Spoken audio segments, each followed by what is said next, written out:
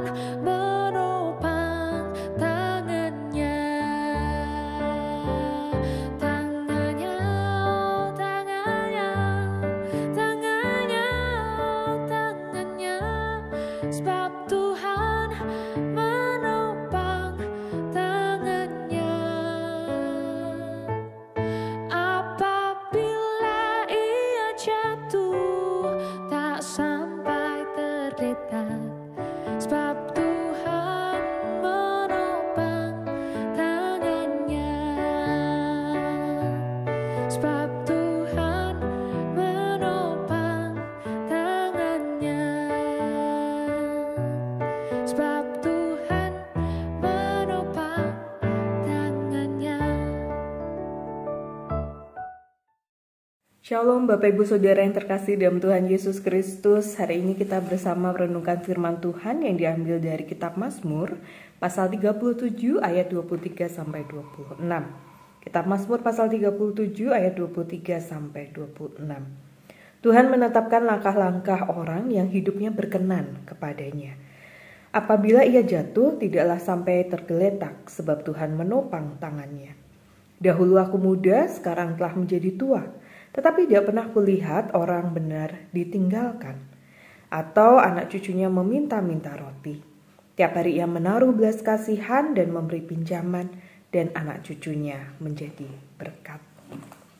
Demikianlah firman Tuhan.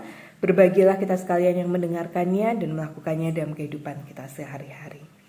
Tidak terasa Bapak Ibu, kita sudah di penghujung tahun 2024. Tinggal 4 hari lagi kita akan memasuki tahun yang baru. Kita bersyukur bahwa Tuhan terus menyertai kita. Kita bersyukur bahwa Tuhan terus ada bersama dengan kita.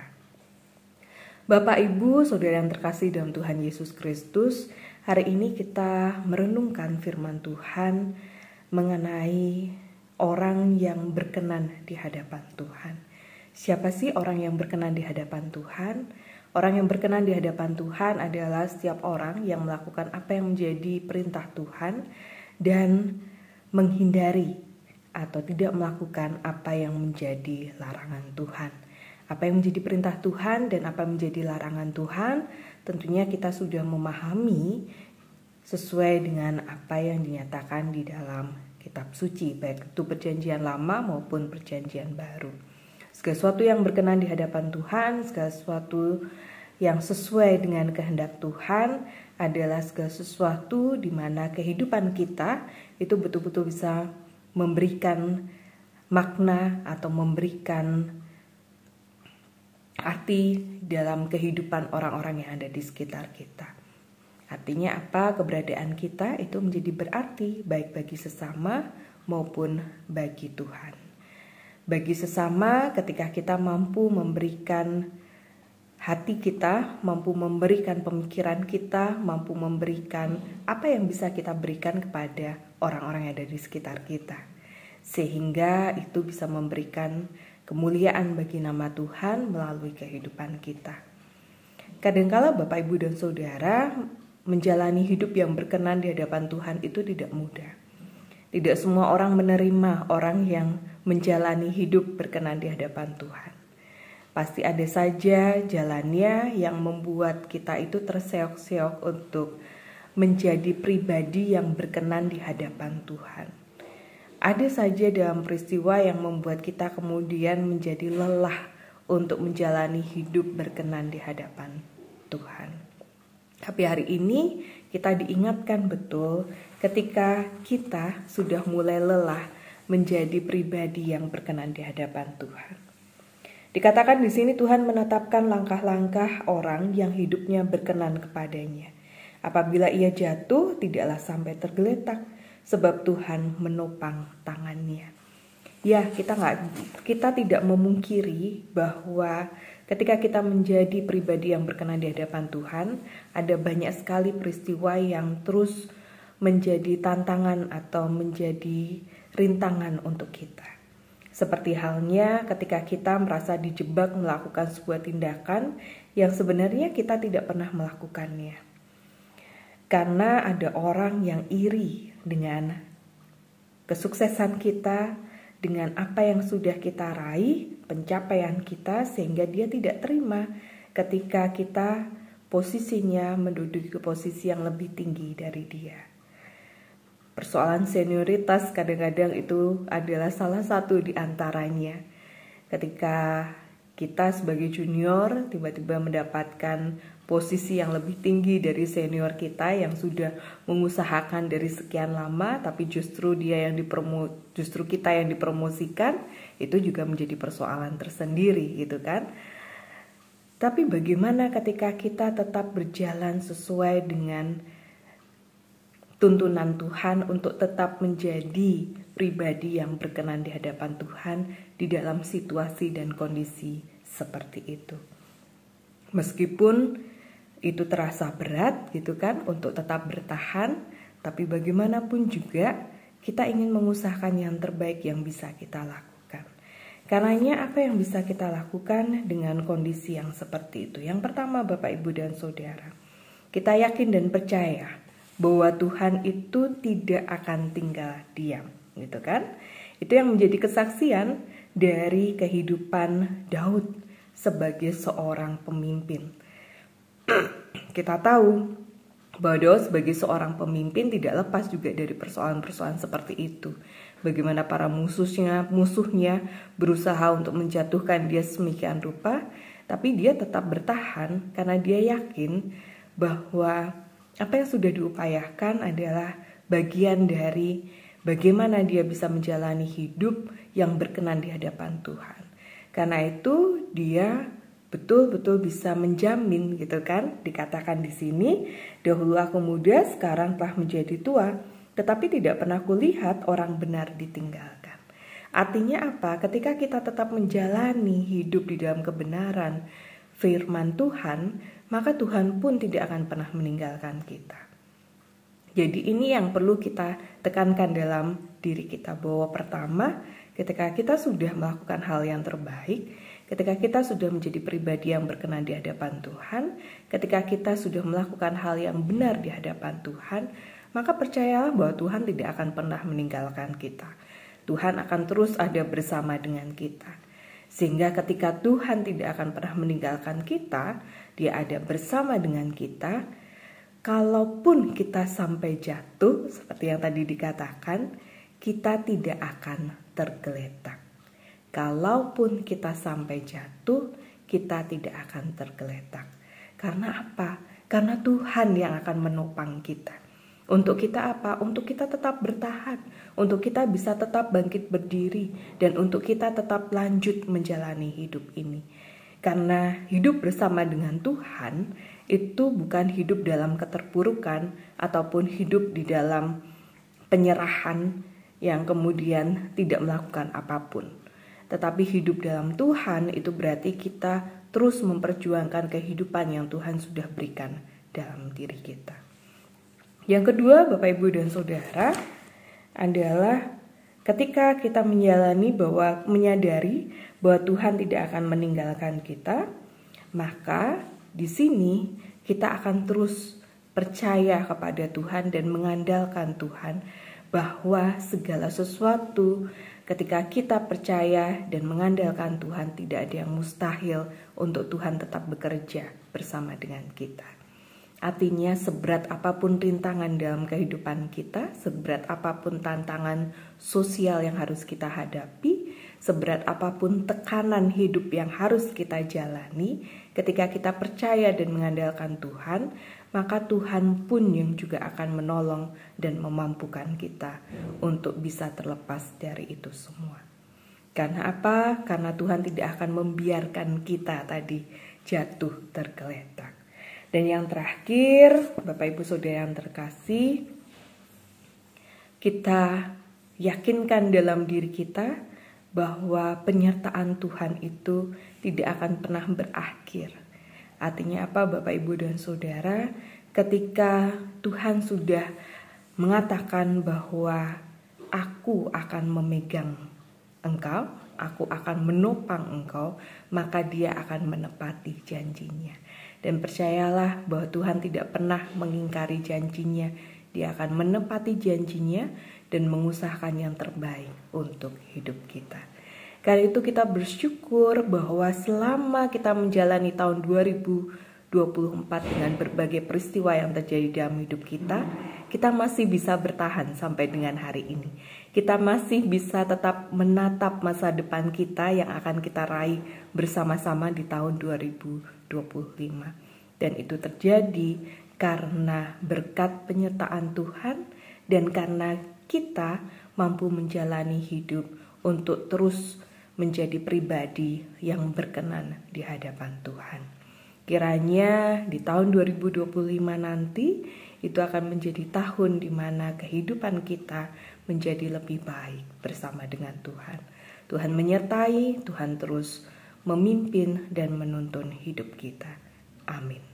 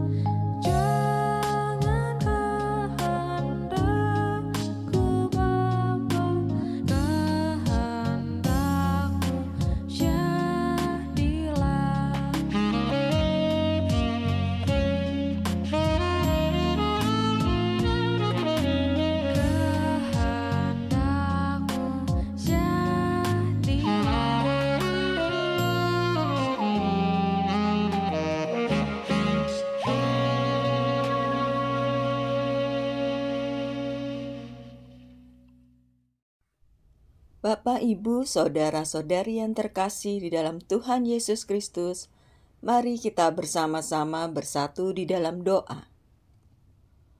Allah Bapa kami yang ada di sorga, Allah yang maha baik dan penyayang, puji syukur kami naikkan kepadamu atas pemeliharaan dan berkat yang Engkau curahkan di dalam kehidupan kami. Pada pagi hari ini, kami juga bersyukur Tuhan, di penghujung tahun 2024 ini, kami masih diberikan kesempatan untuk bersekutu melalui doa Sabtu pagi. Dan pada pagi ini kami mau menaikkan doa-doa syafaat kami. Bapa di sorga, saat ini kami mau berdoa untuk saudara-saudara kami yang mengalami kelemahan tubuh, baik yang masih dalam perawatan di rumah sakit maupun yang sedang pemulihan di rumah.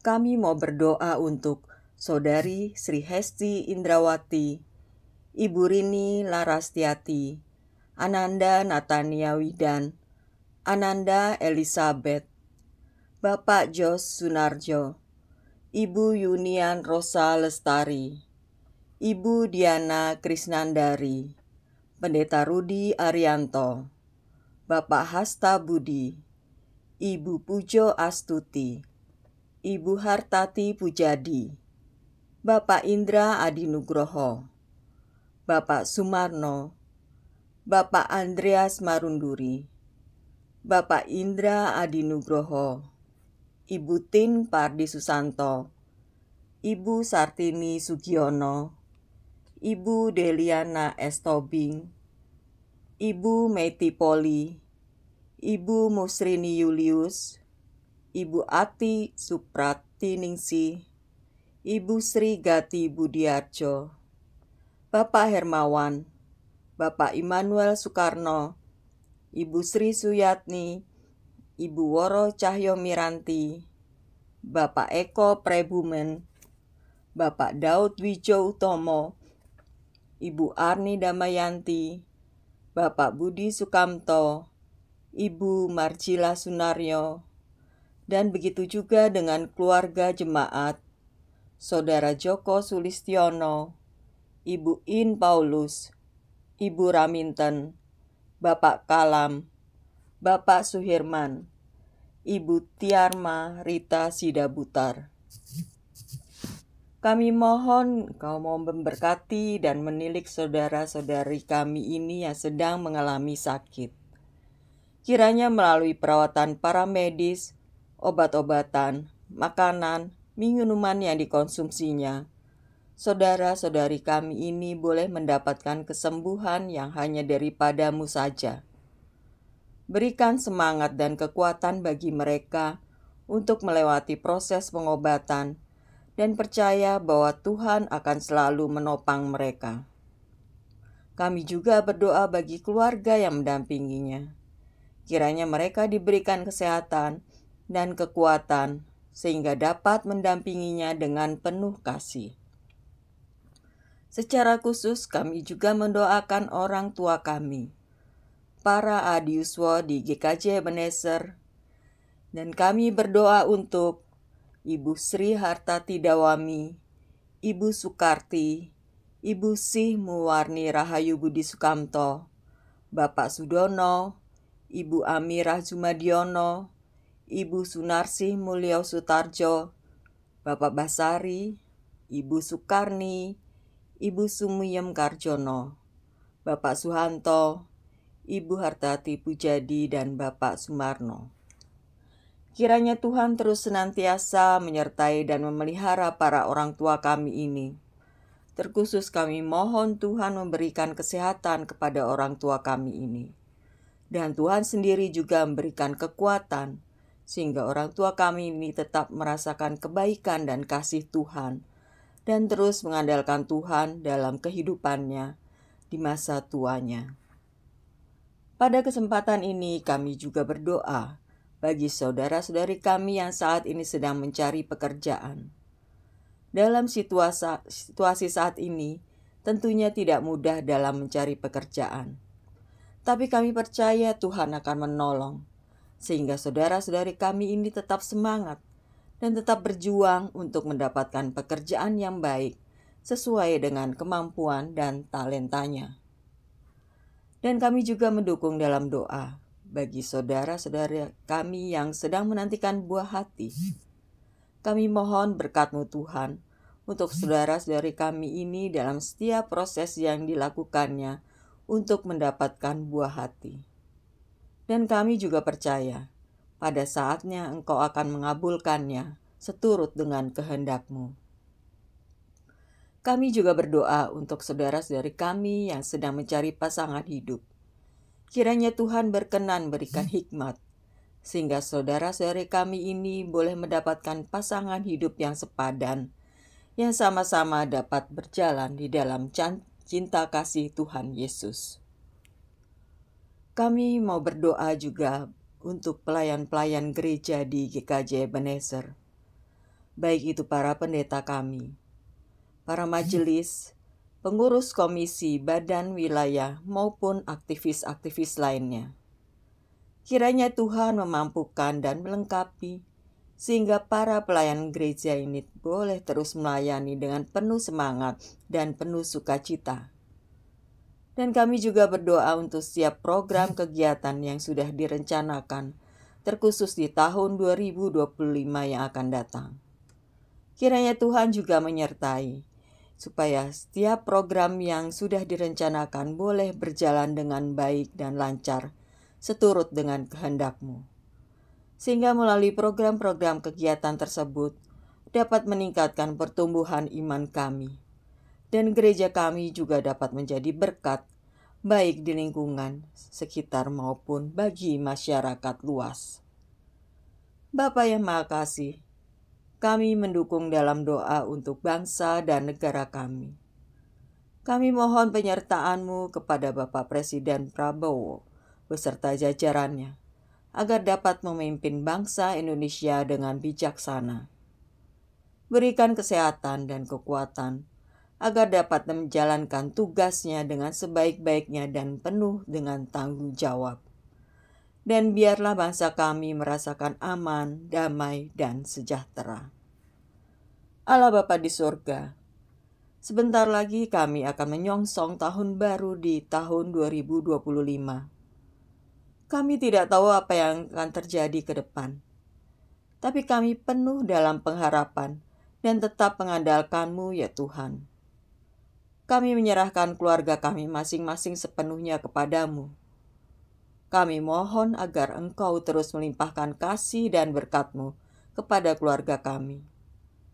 Bimbinglah kami untuk hidup dalam kebenaran dan mendukung satu sama lain dalam setiap langkah kehidupan. Terima kasih untuk berkat-Mu di tahun 2024 ini. Tahun 2024 ini kami melewati dalam suka maupun duka. Setiap hal yang terjadi di tahun 2024 akan menjadi pelajaran yang baik bagi kami. Dengan iman dan harapan yang kuat, kami akan memasuki langkah-langkah baru, dengan meyakini bahwa penyertaan-Mu akan menyertai dengan sempurna di tahun 2025 yang sebentar lagi akan kami songsong bersama. Terima kasih atas kebaikan-Mu ya Tuhan. Inilah doa-doa syafaat kami yang kami panjatkan kepada-Mu. Kami mohon kiranya Engkau mengabulkannya. Doa ini kami naikkan hanya di dalam nama Tuhan Yesus Kristus yang telah mengajar kami berdoa. Bapa kami yang ada di surga, dikuduskanlah nama-Mu, datanglah kerajaan-Mu, jadilah kehendak-Mu di bumi seperti di sorga.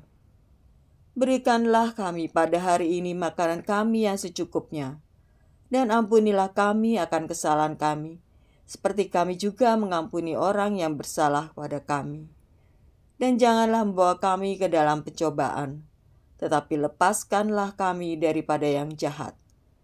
Karena Engkaulah yang mempunyai kerajaan dan kuasa dan kemuliaan sampai selama-lamanya. Amin.